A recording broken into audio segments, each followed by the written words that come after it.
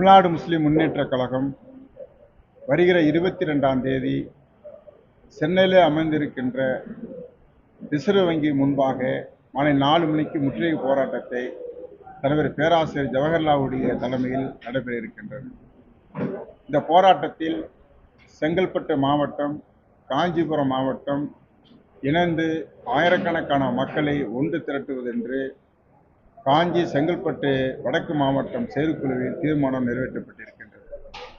இன்னொரு தீர்மானம் என்னவென்று சொன்னால், தாம்பரம் மத்திய பகுதியில் அமைந்திருக்கின்ற கஸ்தூர்பா நகர் ஏறத்தாழ 24 தெருக்களை உள்ளடக்கிய ஒரு மசூதி ஒன்று 2 மாத காலம் பழைய கட்டடத்தில் மேலே சீட்டு மட்டும் போடப்பட்டு, புதிய சீட்டு மட்டும் போடப்பட்டு நடத்தி வந்தது.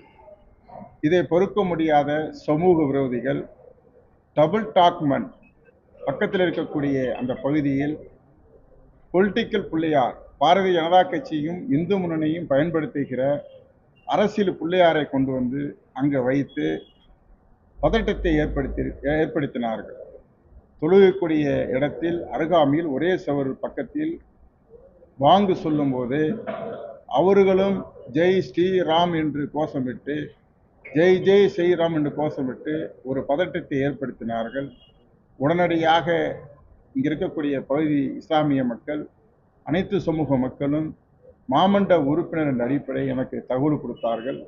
உடனடியாக இரு சமூகத்தையும் அமைதிப்படுத்தி சம்பந்தப்பட்ட காவல்துறை அதிகாரிகளிடத்தில் புகார் கொடுத்து, மாவட்டத்தினுடைய அமைச்சர், சிறு குறு தொழில்துறை அமைச்சர் தாமு அன்பரசன் அவர்களிடத்திலையும் புகார் கொடுத்து, உடனடியாக மாவட்ட ஆட்சித்தலைவரிடத்திலையும் மாவட்ட கண்காணிப்பாளரிடத்திலையும் தொடர்பு கொண்டிருக்கின்றார். உடனடியாக இரு அதிகாரிகளும் சம்பவ இடத்துக்கு வந்து ஆர்டிஓவும் ஏசி அவர்களும் இன்ஸ்பெக்டர் அவர்களும் காவல்துறை படைசூழ அந்த சிலை அகற்றப்பட்டது. திராவிட முன்னேற்ற கழகத்தினுடைய அமைச்சராக இருக்கக்கூடிய அண்ணன் தாமு அன்பரசன் அவர்களுக்கும் சட்டத்தை நிலைநாட்டிய காவல்துறைக்கும் மாவட்ட ஆட்சித்தலைவருக்கும் நாங்கள் நன்றி தெரிவித்துக் கொள்கின்றோம். ஆனால் நேற்று உடனடியாக அவசரமாக ஆர்டிஓ விசாரணை என்று ஒன்றை போட்டு, நீங்கள் உடனடியாக நீங்கள் தொழுகைக்கு அழைக்கக்கூடிய வாங்கொலியை அழைக்கக்கூடிய அந்த கூம்பம் வடிவான அந்த ஒளிபெருக்கையை அகற்ற வேண்டும் என்று நிர்பந்தப்படுத்தியிருக்கின்றார்கள். எங்கள் ஜமாத்து நிர்வாகிகள், எங்களுடைய வழக்கறிஞர் உள்பட போகும்போது நீங்கள் உடனடியாக அதை நீங்கள் அகற்ற வேண்டும் என்று நிர்பந்தப்படுத்திய காரணத்தினால் இன்று ஜமாத்து நிர்வாகிகளே அகற்றியிருக்கின்றார்கள். இது வன்மையாக கண்டிக்கப்படுகிறது. எங்களுக்கு கவலை அளிக்கிறது.